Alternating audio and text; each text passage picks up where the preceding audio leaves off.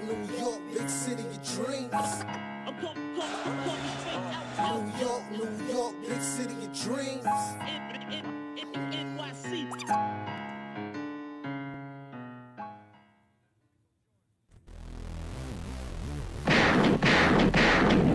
What's going on? This is Jay Ellis from Knick Of Time Show, here giving you that Knicks talk just in the nick of time. And I'm excited, guys. I'm really excited because the KOT crew is back together and we're here to talk about the Knicks versus Celtics preview. That's right, round 2 of the playoffs. We're here to break down the Knicks and Celtics, talking about all the goods, all the bads, the X factors, and in between. So let's just get to it, guys. And before we get to it, I'm gonna introduce you to our distinguished panel, okay?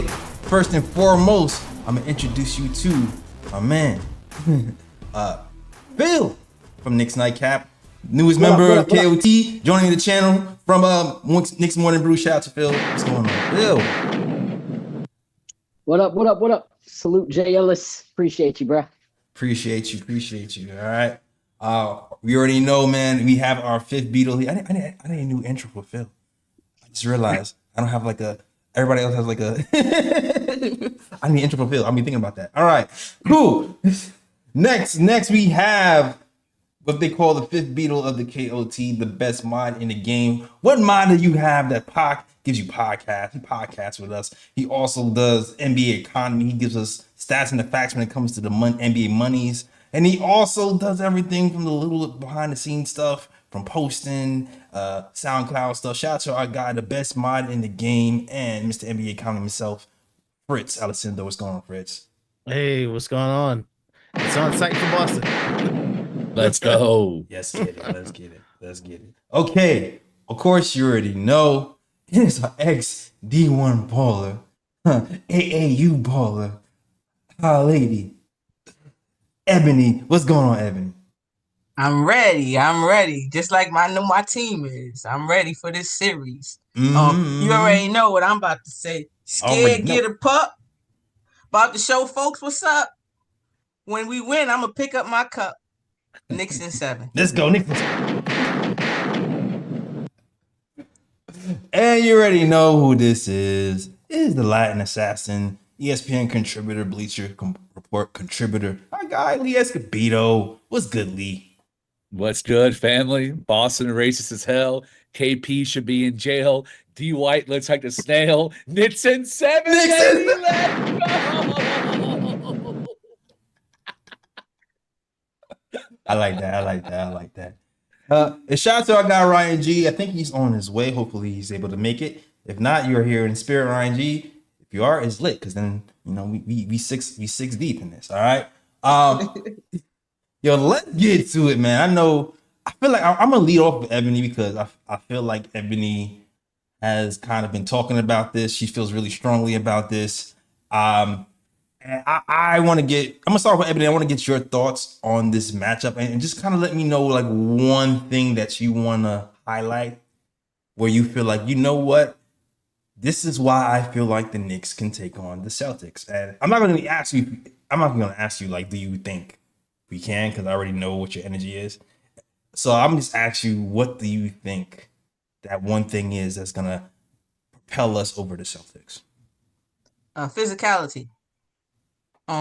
If we're able to show, or we show people, but we're able to show Boston now about our physical play on both ends, it looks different. The one thing that my Orlando had was they were very physical, all with Boston, off ball, on ball, it didn't matter. They were touching players, So and doing that, Boston is 16 teams in the playoffs, and Boston was number 10 in three-point made, and they were number 1 during the regular season. So look what physicality does. So being physical, making sure they feel us, pause on both ends. If they do that, I think that's we win. I definitely do. And my two key players of this series, I'm gonna start right out the gate. My two key for this series will be Tibbs and Josh Hart. Those are my two keys of this series. Boston, again, Boston fans talk about letting everybody talks about letting Josh Hart shoot. When they play us, they immediately say, let Josh Hart shoot. Give him leave him alone. Boston prior games have anybody that was guarding Josh Hart, they were to help. It didn't matter where they were to help. Even when we did pick and rolls, they would drop off of Josh Hart. So I thought Josh Hart did a great job of hitting his shots and not hesitating. But I would like also to see Josh Hart, if they're doing that, set a pick for maybe Cat or another shooter. Since they're not guarding you, they have no help. So if instead of running to cut or roll with Jalen Brunson and there's no spacing, how about do an off-ball pick and get more spacing and get another shot? So for me, the two key players of this series will be Tibbs and Josh Hart. And I think that so physicality, Tibbs and Josh Hart are like key for me in this and also Cat's defense. Cat's defense is huge. You know I was gonna throw that in. I can't forget that. You know I wasn't gonna forget that, Jay. Cat's defense. That's going to be huge.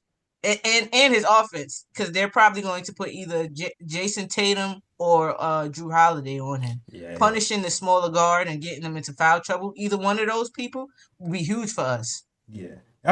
Josh Hart has not been shooting the three well for most of the season. He's been hesitant at times to shoot it during the playoffs, but I feel like in general he's been more aggressive in the playoffs, shooting the three, and he's actually been hitting the three at a higher clip in the playoffs. So it's funny, like playoff Josh Hart's 3-point shot seems to be a little bit more reliable ever since last season. And we're starting off with that trend this season as well. So that's going to be a big thing because you already know when it came to the regular season, the Celtics, they laid off of two people egregiously every time we played them. Josh Hart and Precious Achiuwa. Yeah. And there were games when both of them would be in the same time and it would just be like, oh my God. It would be even worse. So like I agree with you with the Josh Hart thing. He has to be aggressive in shooting his 3-point shots or just making a decision. Because even like the last game we played versus the Celtics, when we didn't lose by much, he was a lot more aggressive when he was left open, whether he's shooting a three or just driving it, and he was a lot more effective. So we need more of that for the series. Yeah. And before you go to the next person real quick, with the Boston Celtics, they're very efficient. They don't give you much elsewhere in this is the series of details, paying attention to little details.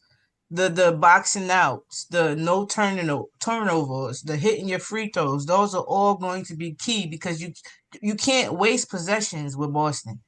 They're such an efficient team. They don't have many, like if you look at their possessions, they're like the bottom of the league in possessions. But they make the most of each and every one that they have. There's lack of, so we're being a better steal and points over turnover team is going to be interesting to see that battle. Right. Because they really don't give like fast break points. They don't foul much. Things that like you can't beat yourself. To beat Boston, the missed free throws can't happen. When we had games of high turnovers, that can't happen either. But I feel like we don't have to shoot them if we dominate in the paint. We play good defense, good team defense, not smart team defense. Let me be specific. And we will have a chance. Boxing out, beat them on the rebounds. They're not known to be an assist team. They're like middle of the barrel in assists.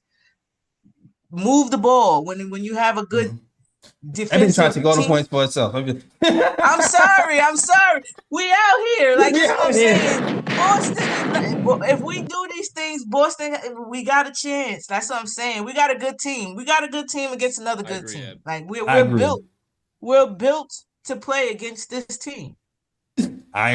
Listen. I'm gonna let it go so we can round table.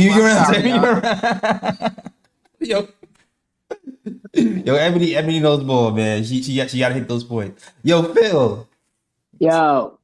What are your thoughts, man? I'm gonna ask you what you think. I know Ebony already says winning in 7. What are your thoughts on the Knicks versus Celtics matchup? What do you see this going? So I think this can go two ways.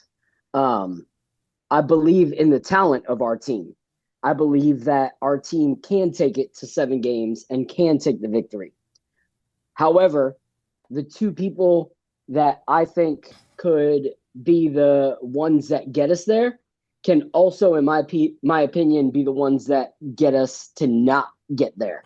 And those two for me are Coach Tibbs and Jalen Brunson. And the reason I say that is because, in my opinion, this is going to be the type of team that we need to make many adjustments during the 7-game series. I feel like there's going to be a lot of adjustments that have to be made by the coach. And if Tibbs is not completely flexible and he believes in his solid pre-game plan too much to actually be flexible, I think it's going to be an issue.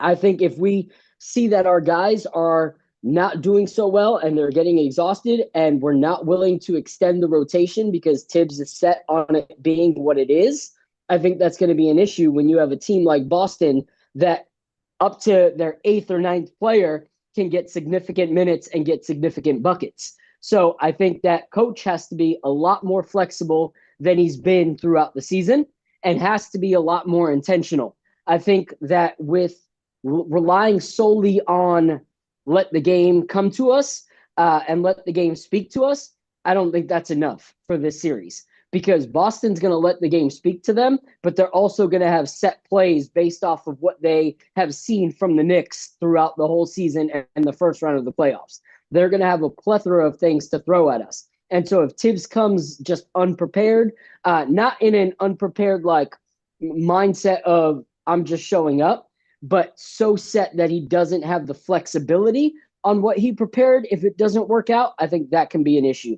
The second, Jalen Brunson, one of my favorite Knicks since Carmelo Anthony. However, if we go against Boston, who has players from their 1 to 7 that can put up 20-plus points a game, and we play solely head-down basketball, and I'm going to solely get my own buckets, it's going to be an issue.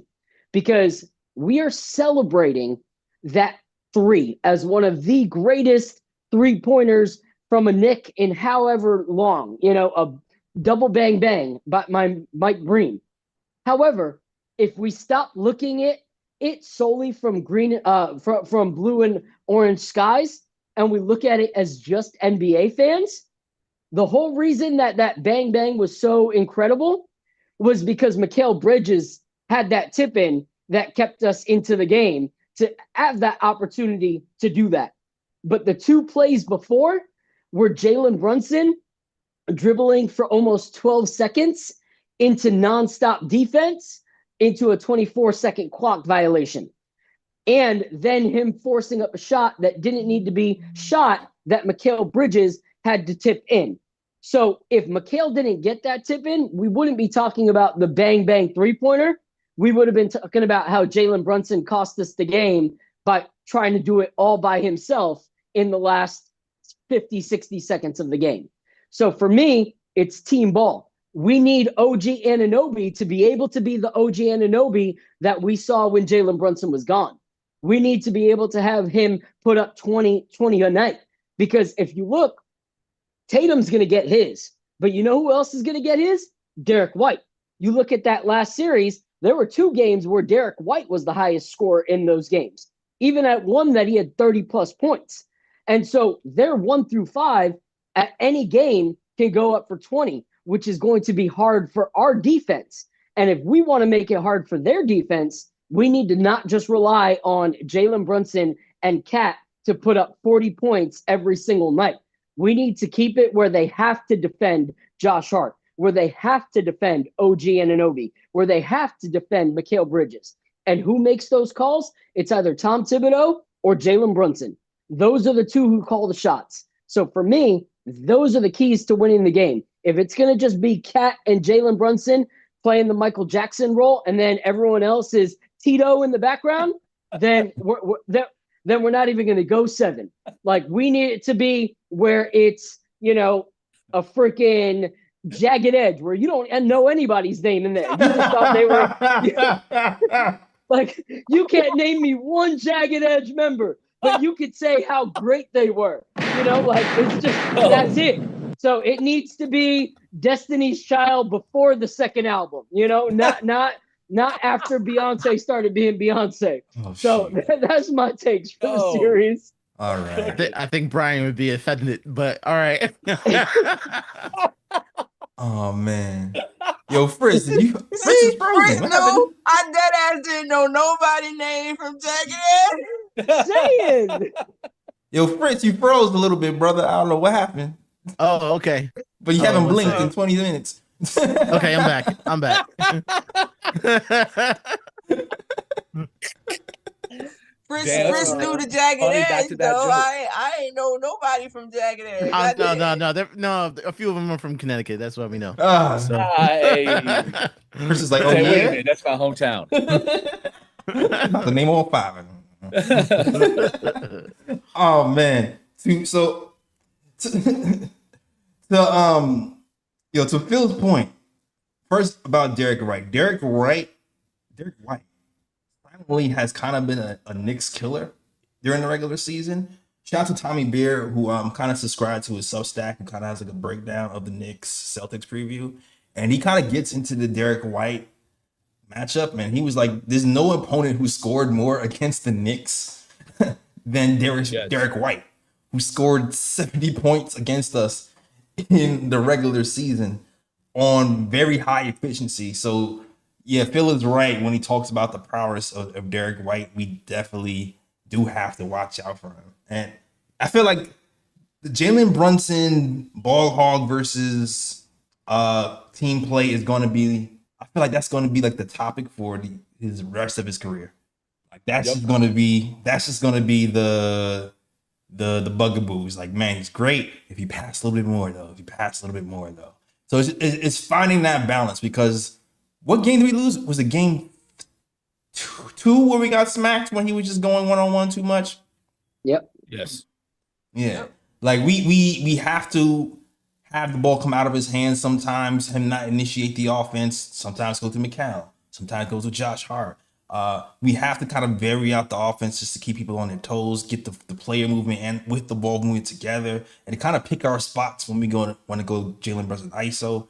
And even if we do ISO, have some off-ball movement to kind of confuse people, so it's not everybody just keying on Jalen Brunson, a la the infamous McHale Bridges ghost screen that set him up for the 3-point shot at the end of the game. So I'm with you, Phil.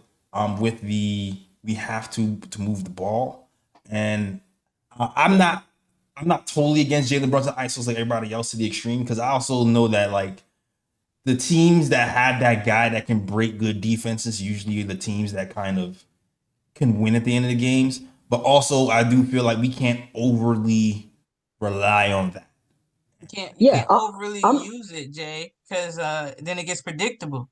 That's what I'm saying. You can't overly rely on it. Like, I'm cool with the Jalen Brunson ISO ball in clutch situations. Right. You get what I mean?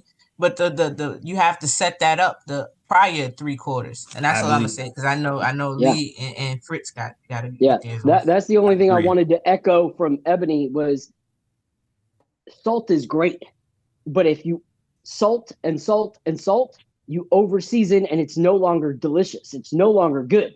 Like, you're supposed to have the salt there because the food's not going to be good without it, but you need other things to make the meal great. And so Jalen Brunson is best when his ISO is something that happens in conjunction with ball movement, because they don't know if he's going to give it to OG for a slash. Exactly. They don't know if they're going to let McHale take a mid-range. But if it's 5 plays back-to-back, you better believe at that 5th play, they know what Jalen Brunson's doing, which is going to make it harder for him to get the shot that we need him to actually make, because now they see it as a one-trick pony. So use the whole team to your benefit so that when you do those ISOs, they're even better and they're less like effort from you. You don't have to dribble 42 times to get the bucket because they didn't expect you to do it. So I agree. Well said, Phil. Well said. That jagged edge analogy is going to stick with me for the rest of my life. we don't have to deal with Mr. Cooper no more, though. Oh, man. You okay? Okay, cool. Pick your staff. All right, yo, Fritz. What are your thoughts, Fritz? I like Fritz because Fritz will be like, yo, he needs to be traded. Fritz will be like, yo, fire Tibbs on the last day of the regular season. Fritz don't care, so I already know Fritz gonna tell the truth. we could be Memphis right now. Fritz gonna tell his truth. Yeah, Fritz gonna tell his truth exactly. Facts. Yes. Facts. Yes. I don't know. I think with the Knicks, welcome to the second round. I think with the playoffs, I think a lot of fans get it wrong. I think with the fans, they line up the teams, they line up the stats, and they line up the four matchups, and Boston's better than the Knicks. I don't necessarily think that's where it is, especially deep in the playoffs. At this point in the playoffs, it's more of a street fight. Like these teams know it's going to take effort to win, right. And both teams have a plan. But once the game happens, that plan kind of goes out the window, and they're fighting their instincts. Their instincts is to do one thing, but you need to do another, and it's who can execute the best plan. And it's not necessarily who is better in the 20th game of the regular season. It is not even who necessarily has the better stars.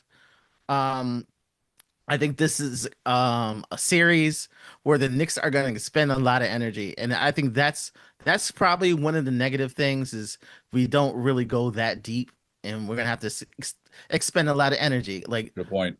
They're gonna be fighting per quarter. It's not, hey, this is 40 minutes. The 40-minute effort for this series is a lot higher than 40-minute effort in the regular season.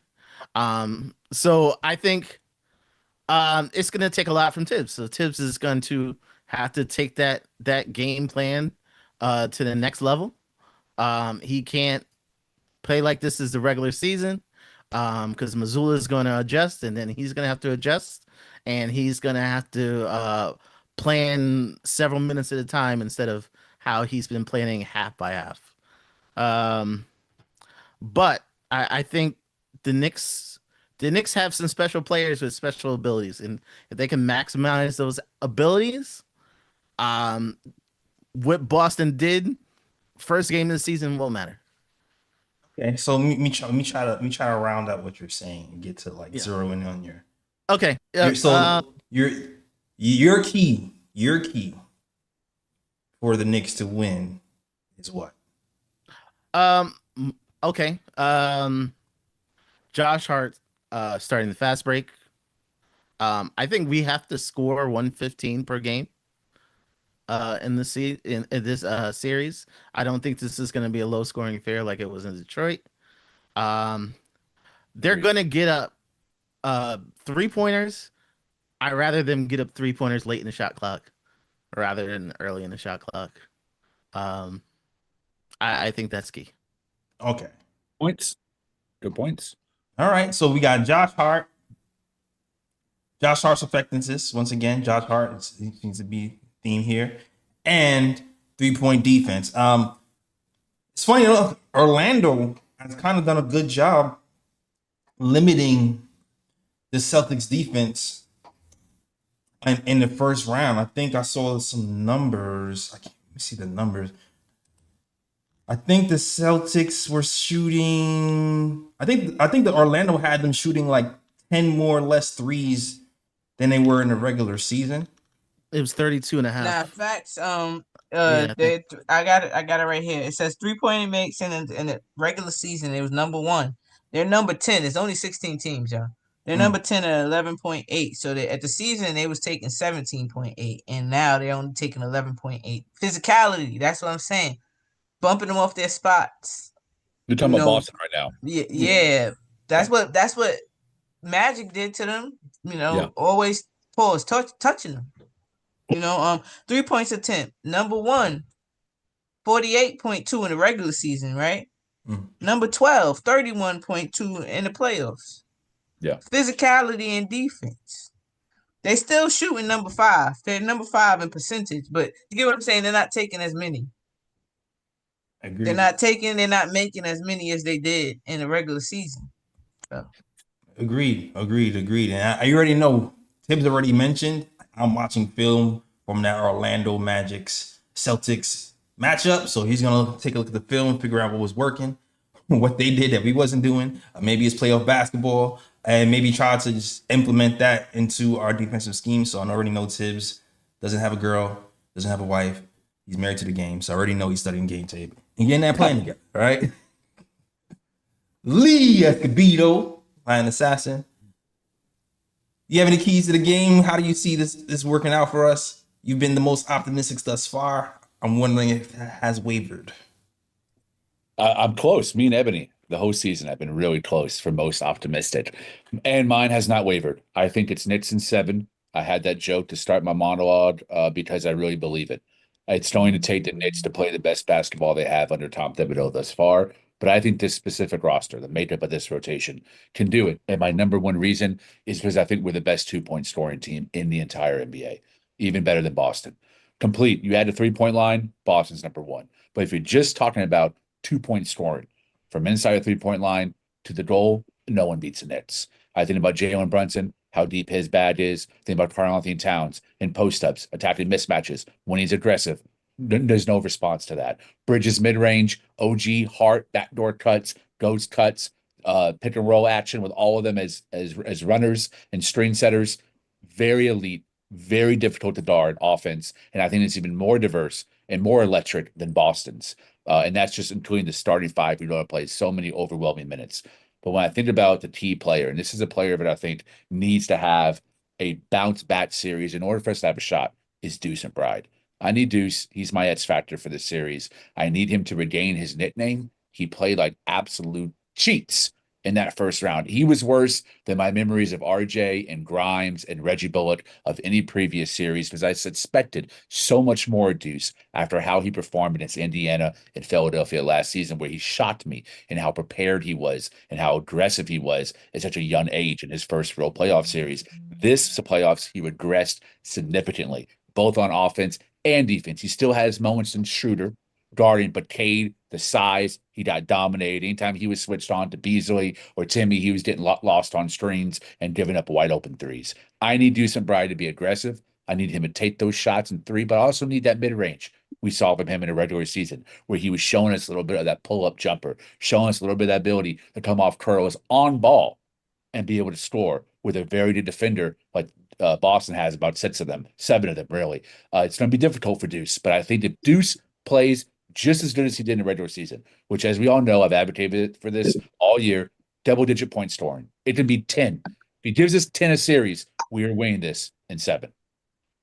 Yeah, I agree. I definitely agree. Our bench scoring in general actually kind of goes under the concern category for me.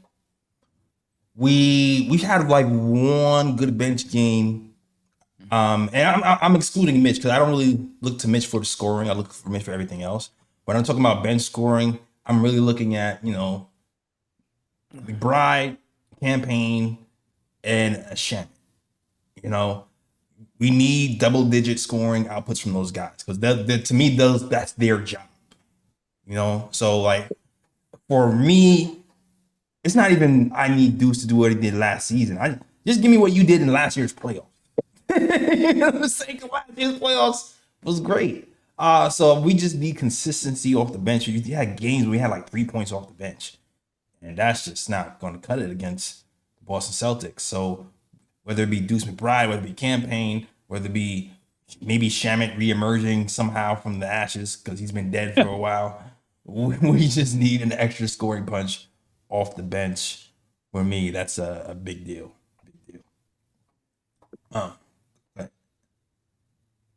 I'm sorry. Yeah, I had something to say real quick. Yeah, and especially because when the first game, didn't Campaign have a huge role in it? Yeah. Like he had a huge role. And in that game, Campaign played 15 minutes.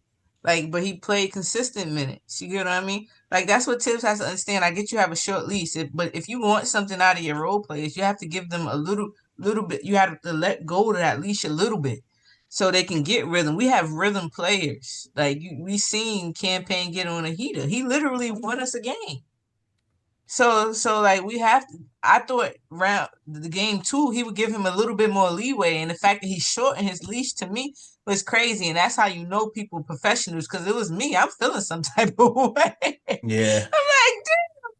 So, I'm feeling some type of way. So I think if he allows them to get played consistently, not the 2 minutes and sit, but you get them to catch their rhythm. Maybe 4 minutes, 5 minutes in a row. And if they don't do something, okay, I get it. Then sit them down. But like that leash, that's not what you did during the playoffs. How do you expect them to respond? And if that's not what you did in the regular season, you get what I'm saying? This is not what you did. This is we say the regular season. I'm half and half with the regular season.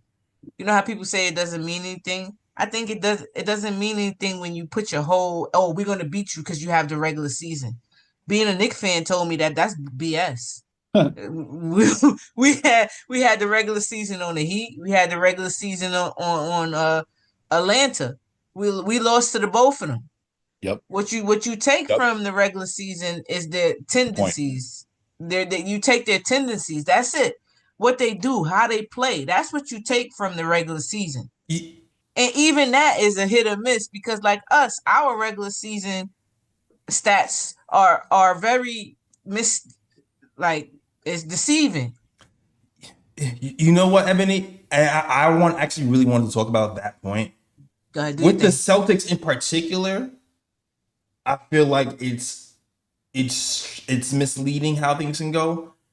First game of the season is versus the Celtics. Mm-hmm. They're a team that's been together for multiple seasons. Won a chip. Just won a chip. This is Karl Anthony Towns' first game as a Knick. He gets traded 2 days before. Doesn't really have a practice. Really? Like hardly practiced. So we have like major pieces playing together for the first time versus a championship team. I was not surprised that we got smacked. Everybody else was like all up in arms. Like we never played with Karl Anthony Towns and McHale Bridges in the regular lineup before. I'm not surprised we got smacked versus the champs first game of the season. I just wasn't. So I really didn't. I wasn't personally overreacting to that. I have a super hot take, but I know Phil was going to say something earlier when Ebony was talking. I'm going to let Phil go, and then I'm going to drop a really hot take about this. Yeah, no, I was just going to echo, what Ebony's saying, where I talked about Tibbs and his flexibility. It's like, you can't, just because you planned on, Campaign only playing a certain amount of minutes, that next game, and you keep it that way, because we lost that next game. Like, no one could catch fire. Like, we were not looking good without Campaign on the floor. So it's like, yeah, I understand he got in foul trouble early and made some knucklehead plays, but no one is scoring on the guys that you are constantly playing right now. You have to try something else. Landry Shamet at the end of the season was looking like, prime Landry Shamet when it came to hitting the three at a heavy clip. A lot of those games came down to Landry Shamet giving us buckets that we needed. So now going into this series, we need all hands on deck. Yep. Like, if we're seriously not going to play these guys, then that's folly on our end. Like, that's us losing to ourselves. That's not us losing to the Celtics. That's Tom Thibodeau beating our guys. Like, because if we have the players and we don't need McHale Bridges to be out there 40 plus minutes, because these guys are going to run nonstop. The Celtics are going to make us work. We know that. 7 games, that's going to be a lot. Like, we want McHale Bridges, we want OG Anunoby, that if it goes to 7 games down to the wire, they are healthy and have enough energy to actually win us that game. Not that we go, oh man, at the end of that play, you could see the legs got out from Josh Hart and he was just too tired to defend. And that's why we lost down the stretch. Like, no, we have guys. Play them. Like, you can't tell me that we're not playing them because we got rookies and Tibbs doesn't like playing young guys. Forget the young guys. I'm not talking about the young guys. I'm talking about the guys that we were told we got because they were Tibbs guys. They were vets who actually put in the effort, who actually have, winning NBA experience, who have championship contending playoff experience. If we don't lose them, then we're to blame for losing that game. Like, no one else. Like, Boston can play great, but if we're only playing 7 guys, then that's on us. Yeah, I think we need to reinstate Shamet into the lineup for sure. And give them time. Like, people are rhythm players. Sometimes it takes players times to like figure out where they can affect the team.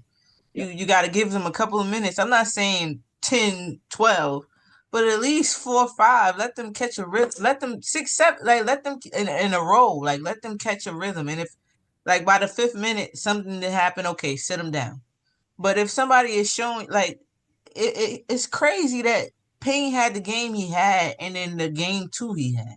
Right. You understand? Like, you talk about people showing you, but if they show you, believe them. Let it rock.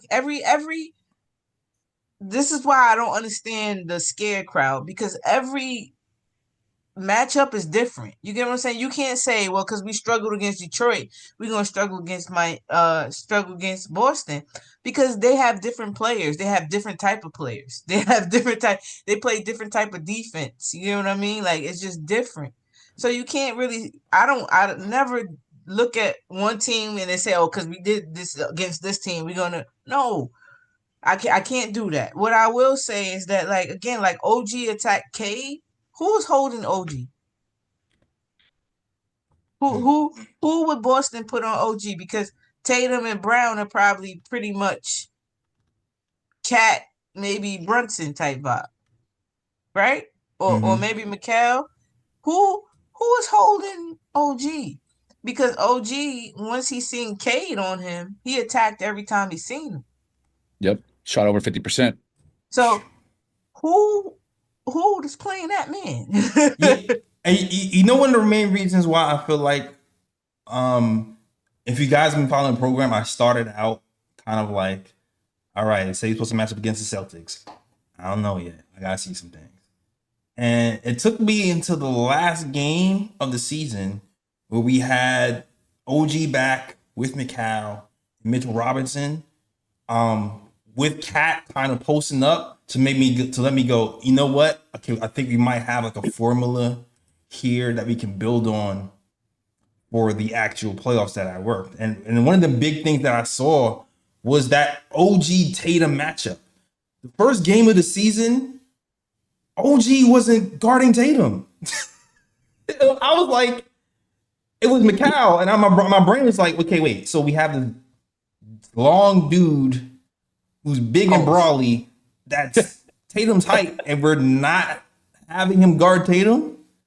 But maybe this is Tibbs 3D thinking we're gonna save this to the end of the season for this less tape.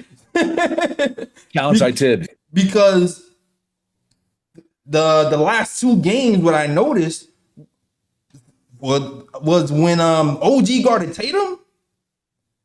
Tatum had a rough time. He was not scoring at the same clip as those first 2 games. And like the first game when OG came back was the first game he came off an injury.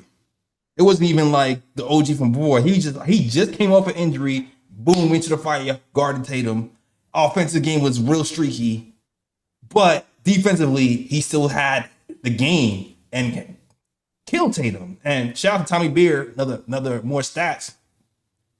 He said he guarded Tatum for 89 possessions. Tatum went 4 of 16 from the floor, 25%, 3 of 12 from downtown, with 3 assists.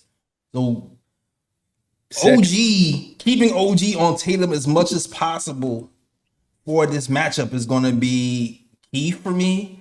But also, Mikal Bridges is kind of apexing at the right point, where his defense has gotten even better in the postseason. I was reading an article about Fred Katz about how he's been even more physical on defense, getting skinny, getting his body into people.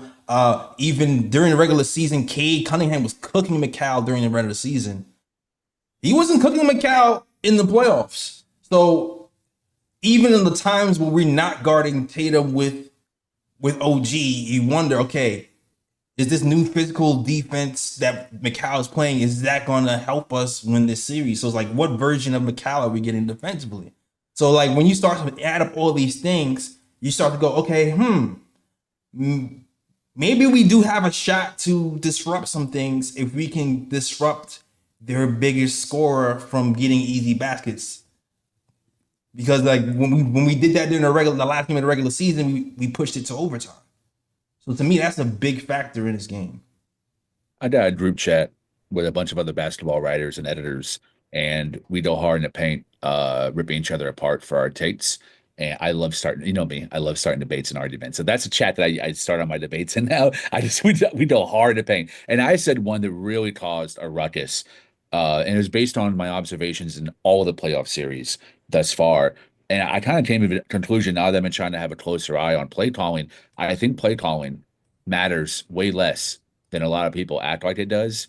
And especially when you have veteran-laden teams with a lot of talent stacked, multiple all-stars, guys on the bench and come in and make plays on three levels. To me, specific or advanced play calling is a bigger benefit to the teams at Detroit. Detroit ran a lot of different actions against us. We had a little bit more. Tibbs was more play calling centric against Detroit than he had been in the regular season. But Bickerstaff is running a lot of stuff off ball for Amon Thompson to be utilized properly, for Jalen Duren to be utilized properly, especially in the short roll. Duren killed us in the short roll. There's a lot of different versatility in that to get other guys involved because of Duren's passing. But in Boston and New York, I don't think it's as imperative because you have 10 guys on the court that can all score on three levels. If Hart's three-point shot is falling, that's true. Otherwise, you have 9. But you have 10 guys that are all veterans, all have high IQs, all have deep bags. At that point, it's very much read and react. You have someone who's out there, you feed the hot hand, and you allow for the mismatches to be exploited. Otherwise, I don't think you're going to see a heavy hand of play calling, where there's going to have to be a litany of adjustments that are happening on the fly. You're making call after call. There's going to be more game to game than it is possession to possession or quarter to quarter. There might be some general things. Missoula threw out a zone. How do we adapt to that come into the third quarter? Those type of things will happen. But minute niche play calling, I don't think there's going to be such an intensity this series as it was against Bickerstaff in Detroit last series. I think this is going to be about when a play falls apart, can Josh Hart, Bridges, OG, can they make something out of it when you have 7 seconds on the clock and you're on an island by yourself? And with those parameters, the Knicks have a great chance. And that's why I'm so high on them in 7. I think when it comes to playing off of each other, I think both teams are pretty damn good. Yep. Which is why I don't think play calling is going to matter that much. Right. I'm not gonna lie though. If I'm being perfectly honest, I feel like the Celtics have been doing it more, and they've been more consistent with the on-the-fly play calling than the Knicks. Agreed. So I'm not gonna lie. I do give the edge to the Celtics in that regard. But it's like when the Knicks do it, it looks really good. When back to Phil's point, when they're moving the ball, when they're not getting into a set so slow, like because there was that one game where they started their sets like 14 seconds in the shot clock and the offense was dragging. Like we can't do that against the Celtics in the playoffs. Like we have to be a lot more disciplined in our ball movement, player movement, cutting for the entire game to keep up with the pace of the Celtics for sure. Yep. Yeah, facts. But that's why I mentioned earlier. What do the Celtics look like when you speed them up though? Like, because they're known to be a slow team. If you constantly speed them up and you give them time to think, what do they look like? I agree. I mean, because they're not known to get into fast break. What I think what sets them apart from us is, and this is what Phil said, the lack of ball movement. The ball doesn't get stuck in Tatum's hands or Brown's hands or Drew's hands. Someone sets a pick. They come off it, they spray it if the shot's not there. That's Come off yeah. that pin, and Jalen Brunson then dribbles a clock out for 8 to 10 more seconds additionally, while everyone stands around and they do some simple off-ball cut. Yeah, that's what I was saying, Lee. We got to stay home. That's it. It has to be. We have to stay home. We know Tatum is going to be Tatum. We know Jalen is going to be Jalen. We can't. We have to. I said it before. We have to pick our struggle. We have to. It has to be a bona fide plan, and you stick to it. My whole thing with Cat is that he doesn't take away things. You get what I'm saying? It's no. When I'm hedging, I'm dropping. Now you can't drop against this team. No way, and no point guard can you drop from the Pritchard to the Drew to. You cannot drop on this team. Out of here, can't. You get what I'm saying? So like, it just has to be. We can't beat ourselves. We just. It's the attention to little details are going to win this series.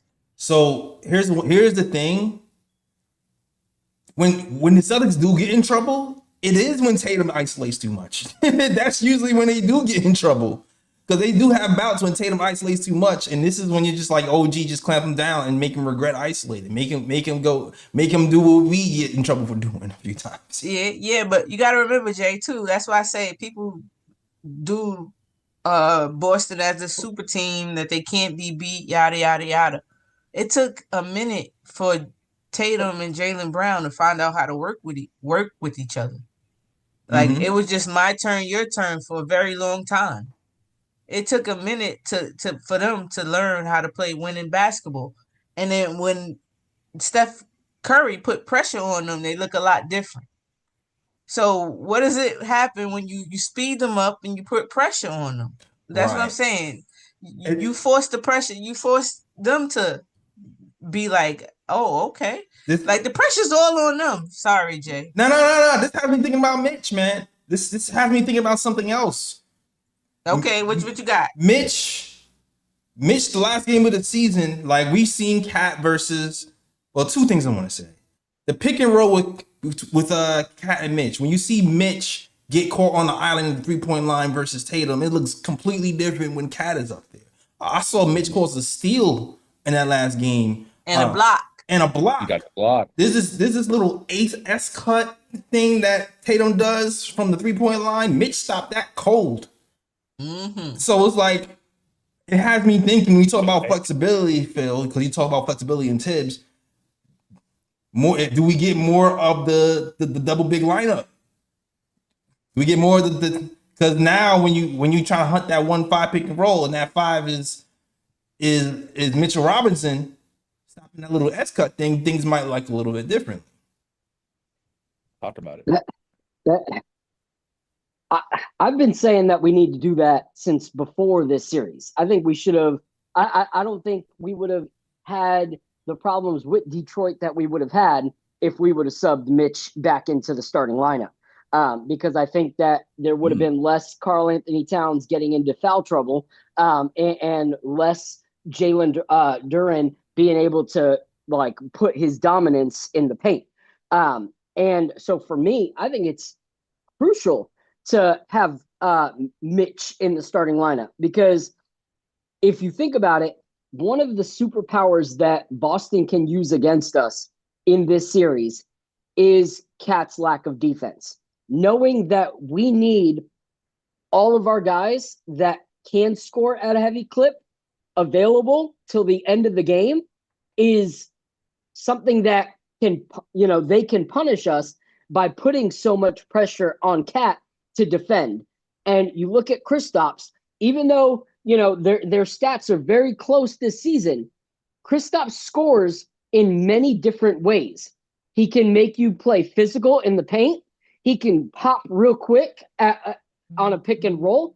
And so if Cat is constantly having to try and stop the different things that he's doing without another dominant big by his side, I think they can get him in foul trouble pretty quickly. Whether it's him trying to guard Kristaps in different ways or them doing a pick and roll where then he's got to try to be, contending against Jason Tatum, and Tatum can play a lot faster than he can and cause fouls there too.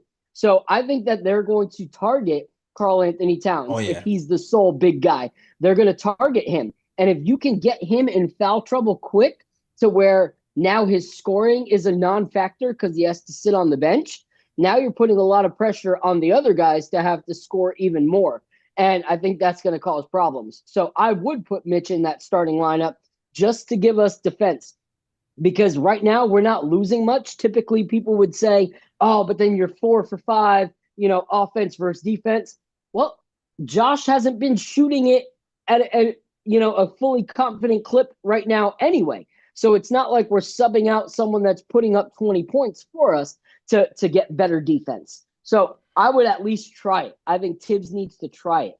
My biggest fear is that if we go through a series and have to say, but what if we tried this?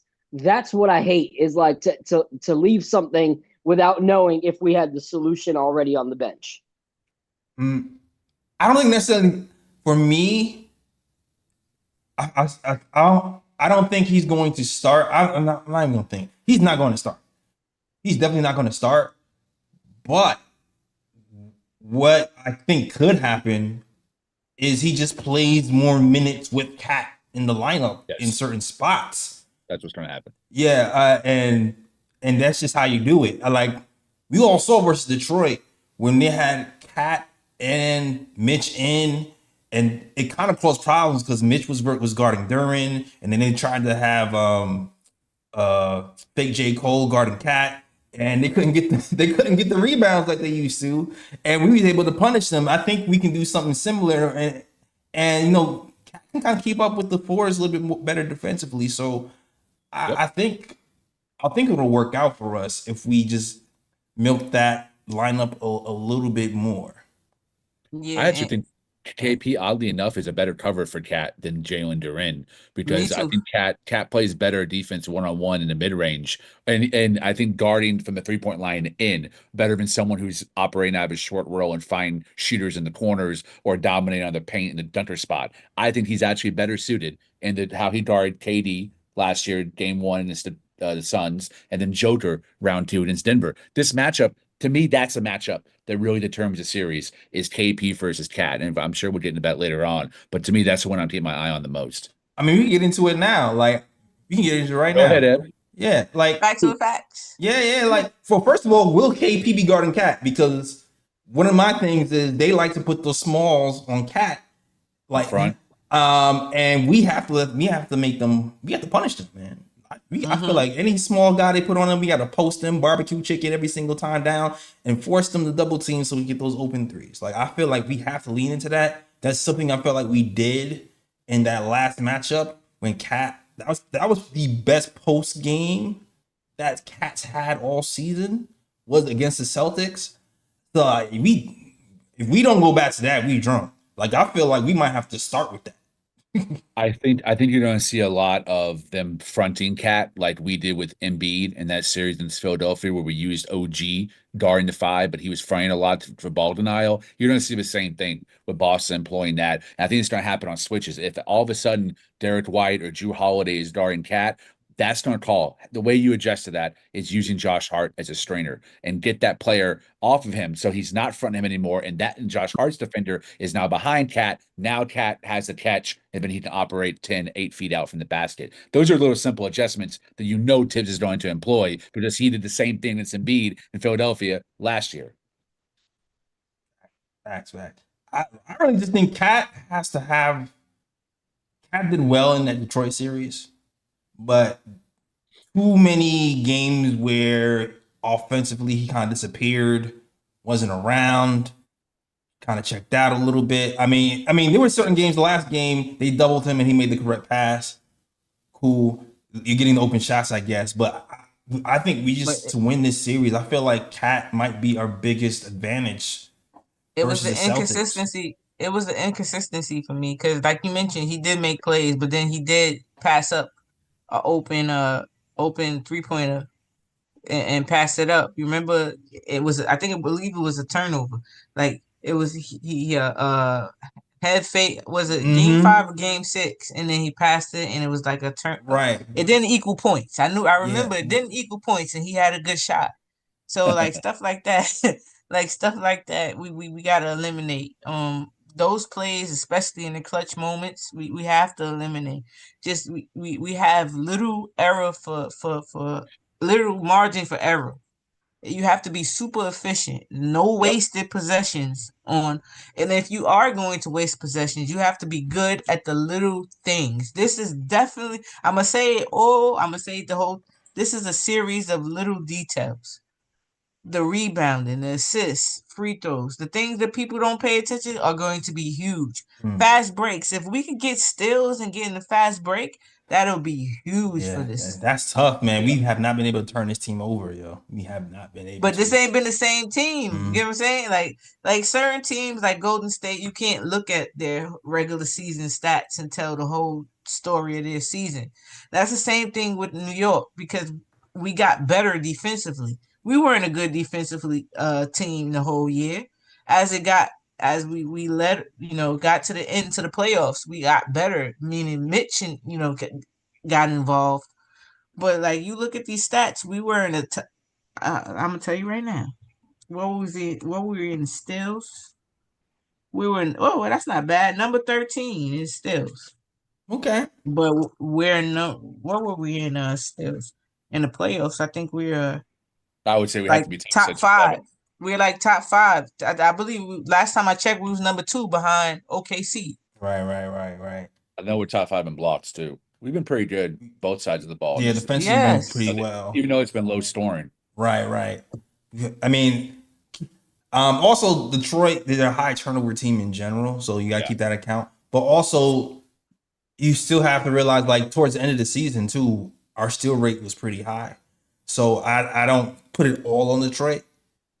It might be a mixture of both. This is going to be a better test to see like where we are defensively without pressure if it carries over to a team like this who has more 3-point shooting, not going to be able to help off as much. So it's like we really have to kind of be really defensively disciplined and apply pressure and be really crisp on our pick and roll stuff. Like really Cat too. Like Cat has to switch. I've said it before. I feel way more comfortable when Cat is switching on pick and rolls than anything, man. Like way more comfortable and just live the results.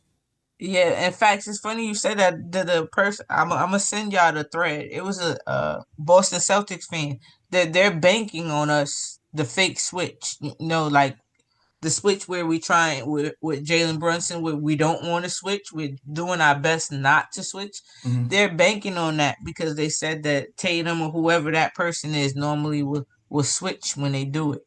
So this is stuff that, again, the adjustments to the adjustments, they already making it right now. Mm-hmm. So that's Tibbs, Josh Hart, my two, like the keys. Your two keys. Keep coming back. Because if they're already planning, they're planning to switch on the rolls. Tibbs has to adjust. What's that? I mentioned earlier that I think the KP Cat matchup is the most important of the series. I'm interested to hear y'all's which matchup you think 1 through 5. It could even be a bench player like Pritchard and Stoops or something that you think is the most pivotal that's going to sway this series one way or another. To me, I say KP because I think if we keep KP the 4th or 5th score option on them, we win this series, maybe even in 6. When KP is on, you saw those first 2 games in Dallas in the finals, they're damn near impossible to beat because he is so often the open guy in a lot of their sets. And when he is hitting and confident and aggressive, attacking closeouts, it doesn't matter who you put on him. His size, versatility, ball handling ability, his improved mid-range shot, his consistency from 3, he becomes one hell of a cover. And that's going to put Cat in foul trouble. So to me, limiting KP's effectiveness on the offensive side is absolutely key. And I think that matchup will dictate the series. But I'm interested to hear if y'all agree, if you have a different choice. I'll pass the rock. There's so many choices. The Celtics have a lot of weapons, man. It's really hard just to pick one. Even the bench. Like you can really go any of them to be in the starting 5. To be honest with you, we haven't even talked about Jaylen Brown yet. Jaylen Brown's been injured for a lot of the season. He had a decent playoff versus the Magic.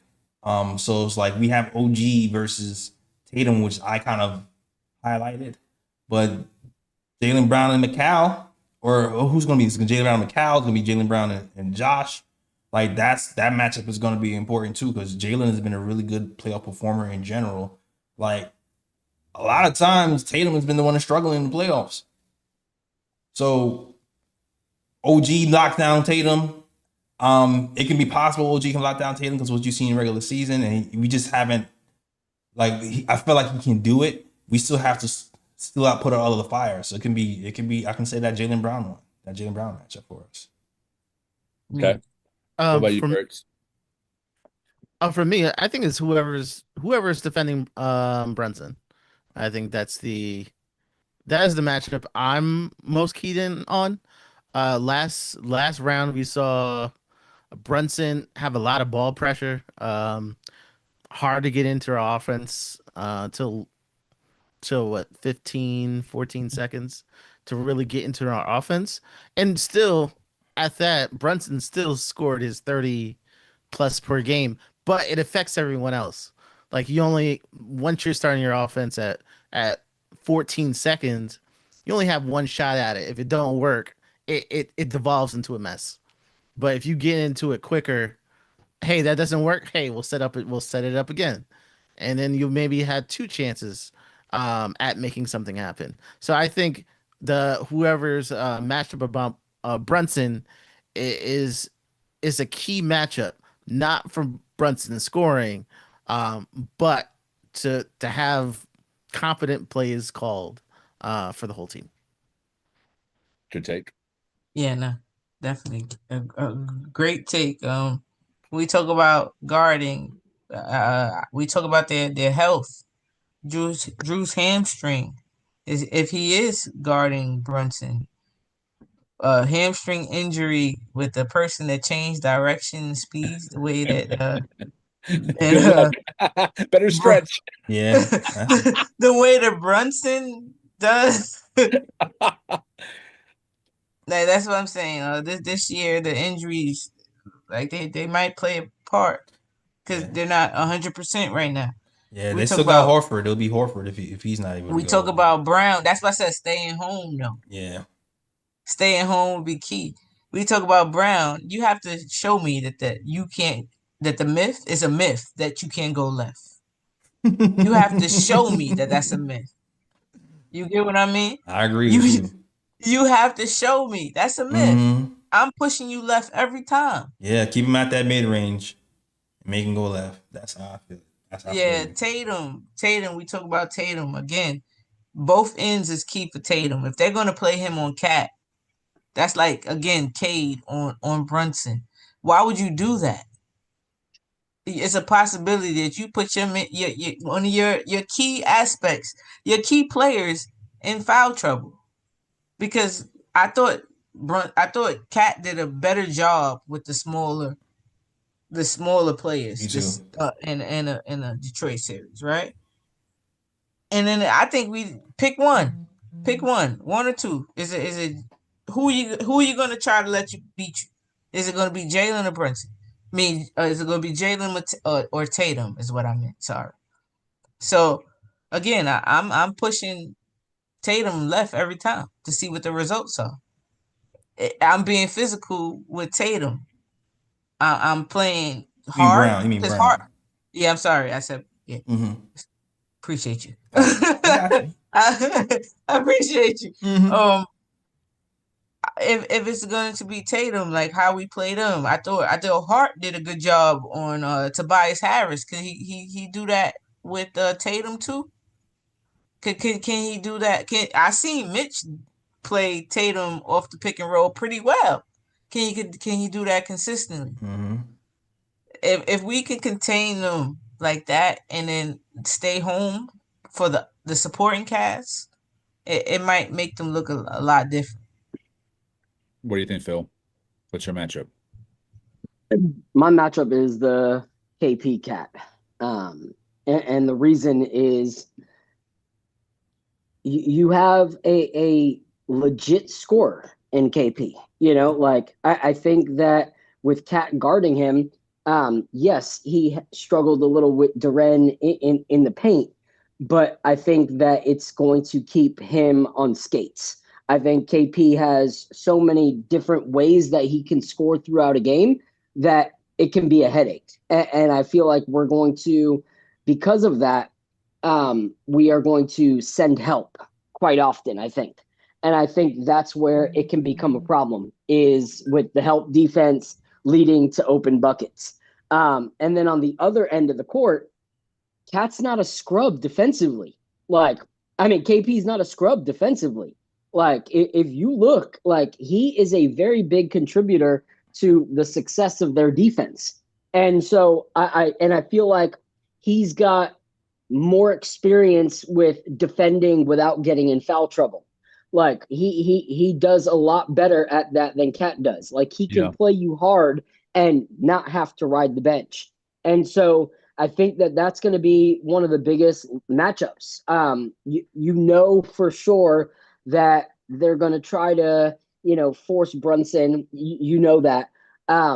But if Cat is limited defensively by KP, that's going to put a lot of pressure on Brunson to score more, a lot of pressure on us to figure some things out. So I think that's the matchup to look for. And that's why I think it's so important for us to use all of our guys offensively, because you look at the two that they are going to try to give the hardest time to, and they can do that because the defenders that are going to be on JB and the defenders that's going to be on Cat are really, really good defenders, as opposed to like us. We don't have as great of defenders to be like, oh, we're gonna put this guy on KP and completely try to shut him down, or this guy on Jason Tatum. Like, we have to play a little more team defense than I think they do. And I think that that's something that I want to see our guys be passing the rock as much as we can, like Ebony was saying, because if we keep them guessing on who's going to score, that's going to be the way that we beat them. But if they say, hey, we know it's going to be Cat or JB on this next play, then we have a harder chance of beating them. So KP and Cat. I love that take, not just because I agree. It's also a good take, but I do agree with you, bro. I appreciate you. I do feel like, because sometimes they do put smaller people on Cat. I do feel like if KP guards Cat, it's going to be an issue for him too, because it's not like KP does well at the rim. Yeah, but he's not a defender. Yeah, like kind of like help defense at the rim type of stuff. If he has to guard Cat outside and deal with his foot speed, that's a different animal for KP. Yeah, KP is a good positional defender. I'm sorry. Like you know what I mean? Like if I come here, like IQ wise, if I come here, right. here, but if I believe the same thing you do, Jay. If Cat takes him 1-on-1, I don't think he really the perimeter foot speed for KB. I don't know if the number is back what I'm saying, but I don't believe in him as a defender out there. It's the lack of lateral quickness and the weight difference. Is like, I feel like if Cat can drive past him, put his weight on him, ball. he like KP is just gonna have to like try to flop to get a call pretty much, which is kind of what he does. Yeah, I agree with that. What's their starting line of Hartford is KP, right? It's Hartford, right? Well, Drew Holiday is back. Yeah. So Hartford will be coming off the bench. Okay, gotcha. So, all right. So it's basically Lou Cornet and KP, right? Lou Cornet hasn't really been playing that much. All right, cool. They don't really have a bona fide center, like the real center vibes. Right. I'm telling you, different animal, different beast. Yeah. I feel like it'd be Al Horford playing more this season. Yep. I don't think you'll see Cornet unless something crazy happens. It's a different beast, but I think the thing that made Detroit so dominant, I mentioned earlier, was the playmaking from Durin, who showed me something I didn't think he had, which is ability to pass in the short roll. Boston has that in droves. While they might not have the big treed rim defenders on the team, Cornet has grown a Like lot in terms of his playmaking role. Him, Horford, KP, you got to really stay on shooters. Do not double. And make this hedge as soft as possible. Don't leave your man on the perimeter. It's a team that will kill you. It's not just one Beasley out there coming off a curl. It's all 5 guys at all times. Literally, they're 8-man rotation at all times. They're 5 out, no matter who's on the floor. Yeah, that's Stay the tough part home. for us. Yeah. Stay home. And meanwhile, they definitely will be cheating off of Josh. Like I said, I don't know if KP will be getting cat because it seems like they'd like to Let's do talk Drew about that. Holiday. But like they're probably gonna have KP on Josh, and then have KP roam. Yeah, Jay. Like I said, it was a couple of clips from a Celtics fan they was using to say how they could beat us, right? Mm-hmm. And what I saw in those clips is when they do the pick and roll and they're dropping down, Josh Hart follows. Again, he follows Jalen Brunson with it. So there's no spacing because the person doesn't drop down into the paint anyway because they don't believe in Hart's space. They don't believe in Hart's jump shot. Right. You know what I mean? What about if instead of him doing that rolling where there's no space, he sets a pick again for Cat or OG or McHale, a shooter. Right. Then you use it because now there is nobody to help once you set that pick because they done drop down into the paint. True. That's a fantastic point. I'm glad you brought that up, Ebony. I watched that video too. I didn't come to that exact conclusion, but I did definitely think about using Josh Hart. And Josh Hart needs to be used more as a screener throughout the series. To me, it's a top 3. And I don't consider that a niche play calling technique. It's just something that I think Josh Hart is at his best at because of his inconsistency from the 3 ball. Using him both as a screener, but also something that you saw Tibbs employ games 3 and 4. I brought this up on the show. Josh Hart with the ghost screens and the ghost cuts. Those type of small actions that make their man stay 1 or 2 seconds more honest on him. Like, where is he going? So he doesn't get that. They don't start crowding the paint when Brunson and Cat are driving. Those actions go a long way. And where is Hart the best at? Backdoor cut. He goes screens to the corner, turns around, cuts right back. That's where Brunson has shown an ability against Detroit to be better at finding those guys who are cutting. That's how Mitch got a little bit of more integrated into the offense. Cat, Bridges, OG, excellent at that. But to me, no one's better than Josh Hart. Use him as that ghost screener and ghost cutter. Also use him as an off-ball, not just in pick and roll action, but specifically in pick and roll, but also on the perimeter too. It keeps his man away from the basket, so they don't have just a big or wing staying there providing rim protection. Additionally, there was the game after Brunson was chucking. Josh Hart was pretty much playing point guard for like the first quarter or 2.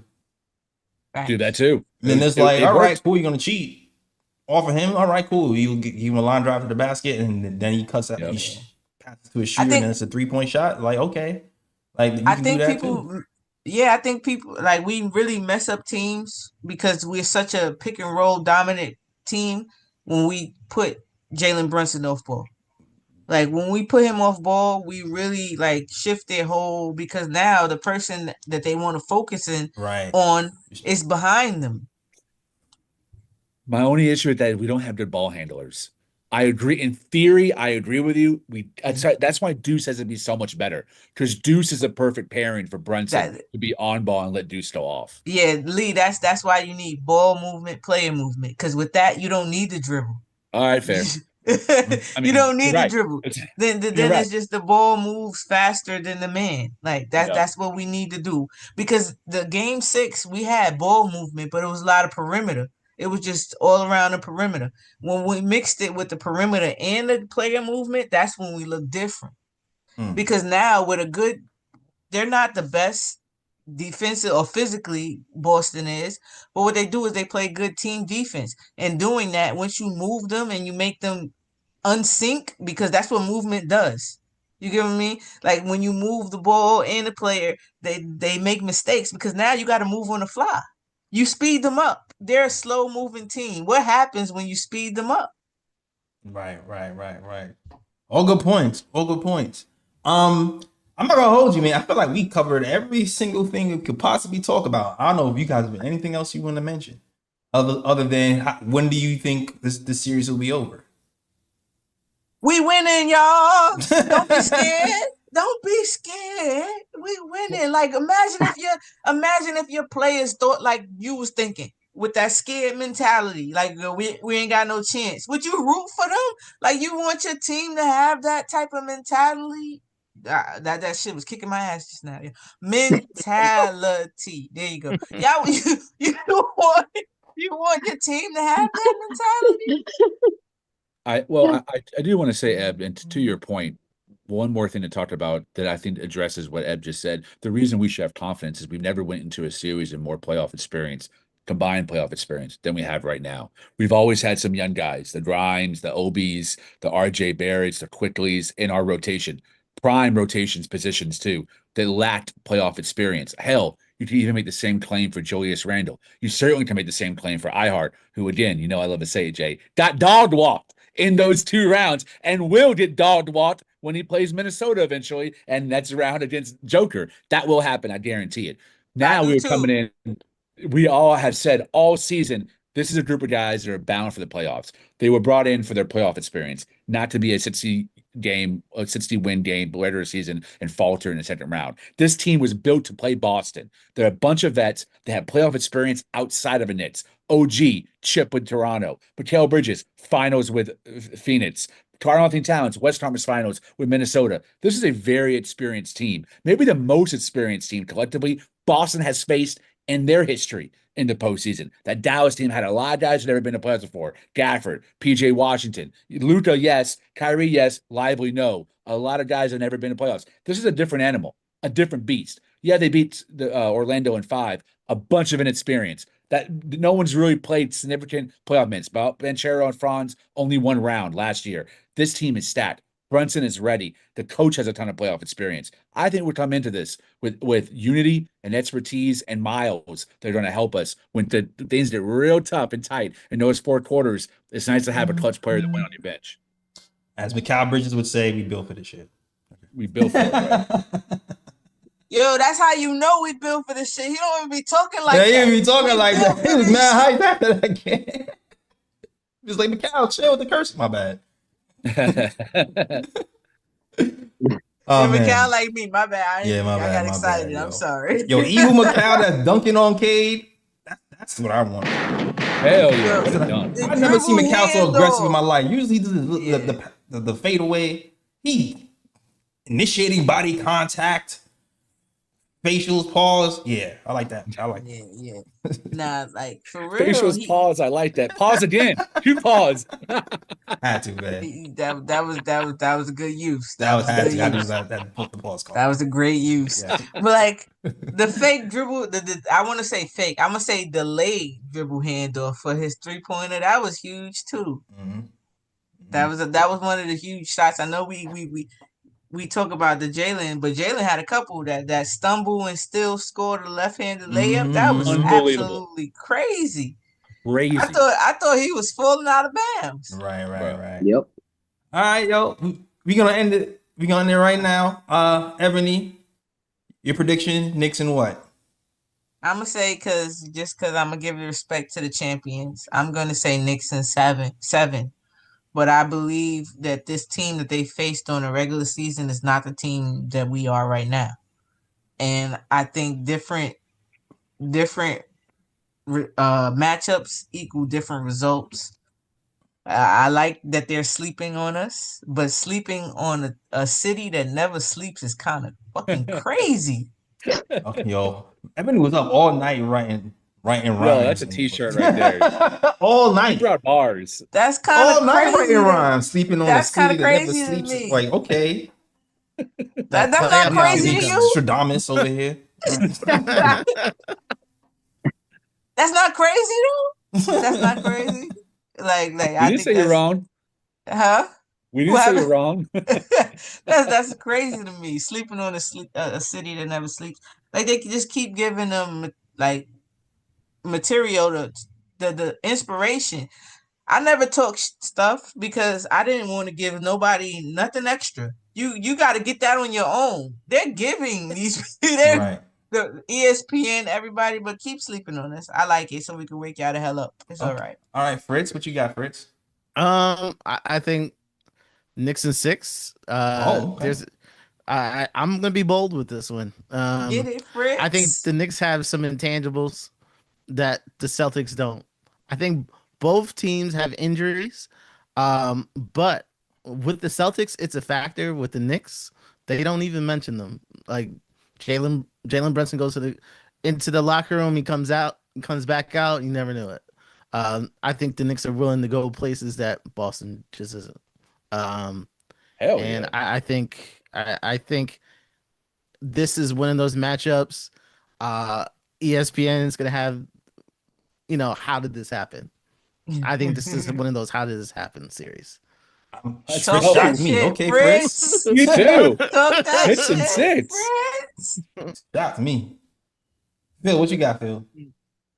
Yeah, I'm gonna go Knicks in 7.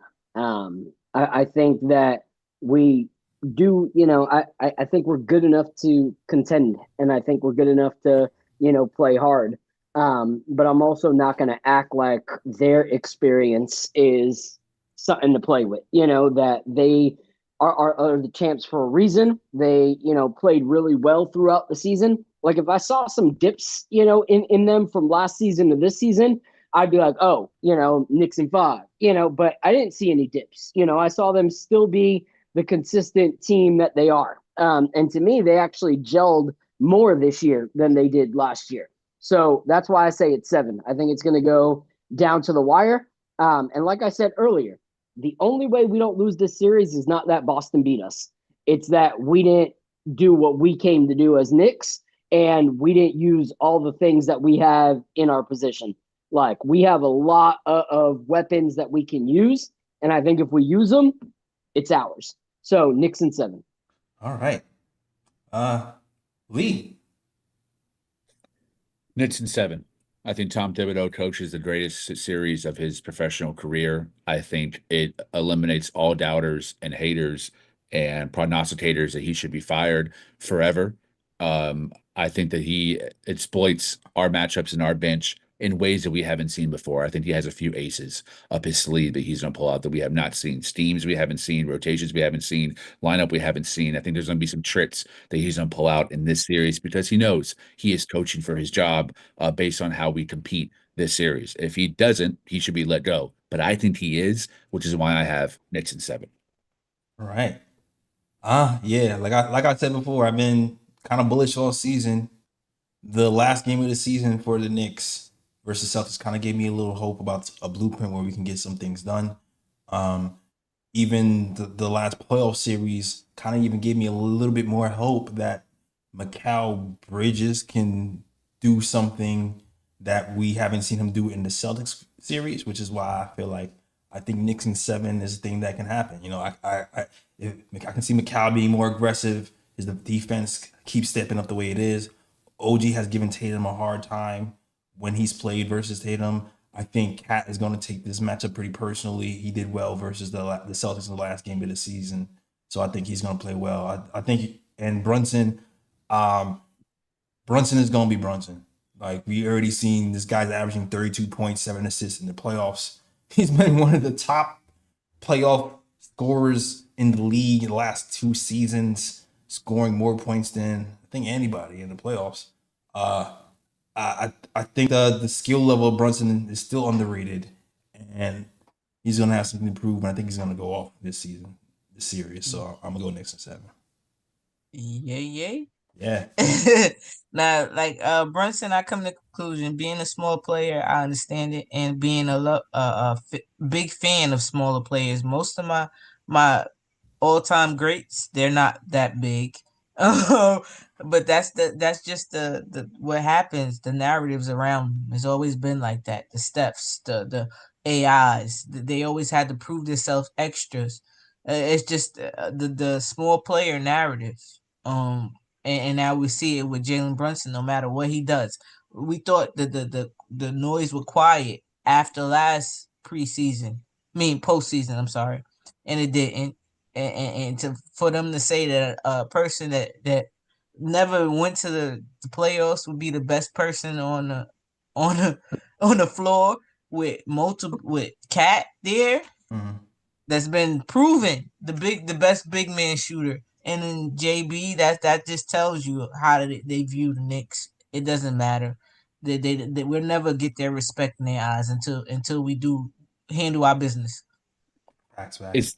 It's fascinating and beautiful that all of us, every single one of this panel, has had moments this season where we were like, I haven't seen anything to tell me we can beat Boston, or I don't feel like we can beat the Celtics. But here we are, when our feet are to the fire, all 5 of us have a Knicks win this series. Love to see it, man. Hell yeah.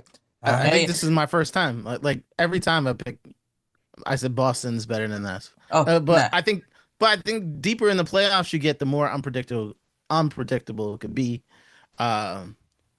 First round, if you don't beat your first round opponent, there's a problem. Second round, like that's when like crazy things happen. Anything can happen. Yeah, anything can happen.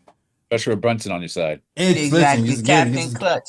I was saying that we could beat Boston from the get-go. Get us 25. I said we could beat Jay. You remember I said we could beat Boston from the get-go. Yeah, I remember. Mm-hmm. I remember all the time. I remember. Yeah. Real quick. Right now, the Pacers have been giving it to the Cleveland Cavaliers. So let's pray for an upset with that series, and then the Knicks beat Boston, and then we could get the revenge and spank the Pacers in the Eastern Conference champ. I like that. That would be sweet revenge. Oh my gosh, that would be so sweet. Please. Go for that sweep. It's like time. Basketball guys wrote it out. Please. Yep. That would be beautiful. And then face OKC in the finals and smack iHeart in the face. Let's go. I honestly think iHeart gets exposed. I honestly think he gets exposed. He has to guard Jokic. Remember who was really the guard when we played Denver? Who guarded Jokic? It was iHeart didn't play. When we won against Denver, it was Jericho and Precious. So like again, Jericho. Yeah. So again, like I don't know. iHeart is good. He's good for potential, but I think people overrate him. I'm not gonna act like he was trash. I hear you. No. I didn't say he wasn't. I didn't say he was trash. I just said I'm not gonna act like I don't him. I still would have been happy with him. I would definitely been happy with iHeart still. Hell yeah, for sure. Of course, you'd be happy with him, but I'm not happy with his playoff production. I wouldn't be happy. I'm happy with regular season iHeart. I don't know what the hell postseason iHeart look like. That's just what I'm saying.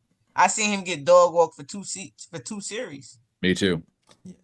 Well, screw you, iHeart. This Knicks went for the bag and he gaslight us. Yeah, Jay. Huh? He did.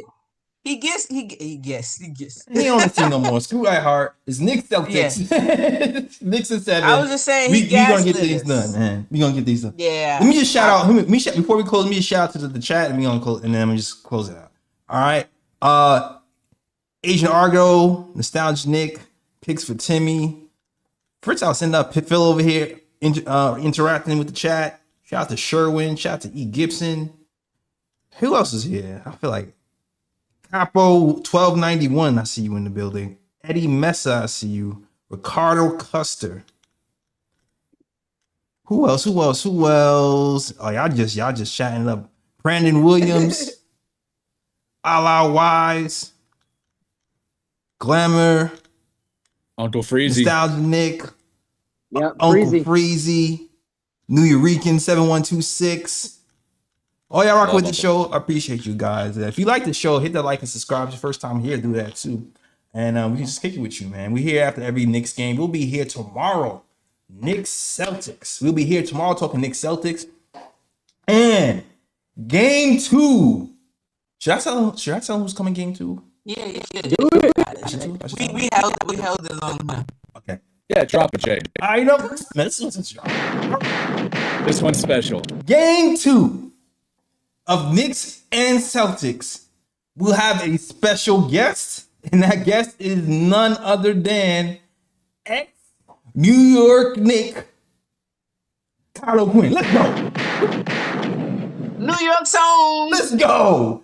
Queen's own. New York's own. Carlo Quinn is coming to KOT to talk Knicks Celtics Can't wait to have that brother here. I don't know if you, for the people who've been here for KOT from like a long time ago, we were big Kylo Quinn fans. Even though we were suck, I respected his game, respected his passing. The Doug Dirk connection, the blocks, the mid range is mid range killer, best beard in the game, Kylo Quinn. Yeah, James Harden, who Kylo Quinn, all right. Yeah. So be here, be square. Y'all want to be here for game 2, Knicks, Celtics, KOT, and Kylo Quinn. All right, yo. Phil, let them know where they find you, Phil. At Phil_all_caps. And we are going back to Thursday nights at 8 p.m. for this series since there's no Wednesday night games. So come join us this Thursday. We're going to have our friend Lefty, Mr. Leftowitz, will be joining us. Yeah. So, regardless of what you think of Knicks Twitter and the theatrics, great basketball takes, great basketball mind. So he'll be breaking down the series with us. And we'll have 2 games to talk about by then. So come join us Thursday at 8 p.m. Welcome back. Knicks Nightcap Thursday. All right. Fritz, let them know where to find you, man. You can always catch me in the chat. Also, the NBA Economy Show. Also, I think there's some things coming up this summer that I haven't announced yet. But yes, we will be busy all summer. And just keep coming back. Okay. Join us in the Discord. If you haven't joined us in the Discord, we have real good conversations there. So. That's what's up. Join the Discord. Okay. Lee, let them know they can find you. At Twitter _ Lee Escobedo, LeeEscobedo. And I actually got invited by Bleacher Report to knock out a roast of a Kentucky Derby fashion, which was very fun. And they really allowed me to say whatever the hell I wanted to say, and they paid me well. So I just dropped that in the chat for y'all to enjoy. It has my usual very sarcastic, very blistering roast that I love handing out, especially for the way people dress, and because I received a lot of roast myself for the way that I dress. So I was able to turn the corner on all the awful pastel polo shirts that I saw yesterday, pink, yellow, and blue. It's Easter season. God bless. But it was great to be able to roast Bleacher Report and get paid for it. What a joy that was. So yeah, drop the link in the chat. Enjoy. My man with the mullet is giving fashion advice. Let's go. Right. I'll never forget the time you said, "Hey, I had the sunglasses and the hat," and you were like, "It looks like you're going to Hollywood and fishing at the same time." Oh yeah, you had the. You had the dad heard that he was roasting the hell out of me. Shout out to my guy Lee, man. He's freaking good sense of humor. Oh man, hell yeah. Yo, giving Lee all that power to roast people in writing sounds like they shouldn't have did it. A good and bad idea at the same time. I gotta read that. They should have did it. Oh, made me cry, man.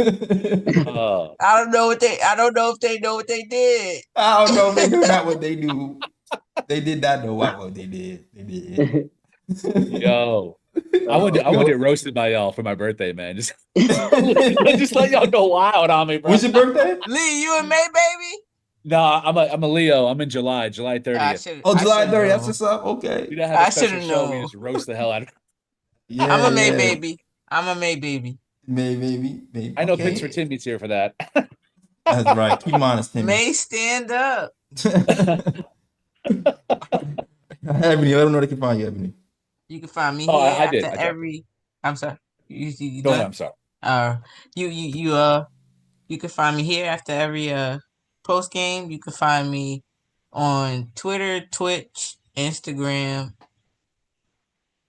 TikTok. There you go. I had to think about TikTok. I hold a pregame before every Knick game on Twitter called Your Take Knicks, and it's Liberty preseason right now. But when it gets straight to the season, we hold the post games for Liberty too at Ballin' the Queens. So check it out if you guys like basketball. Period, because the women be balling.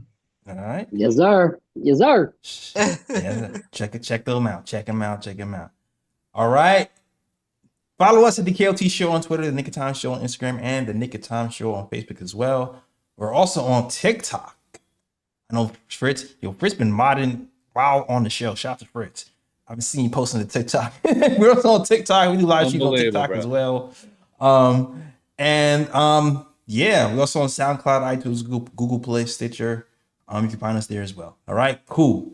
Great show, guys. I hope you guys left informed, more knowledgeable, good conversation and hyped about this Knicks Celtics matchup. All right, that is the show. Thank you guys for watching, and as always, oops, my bad. New York, big city of dreams.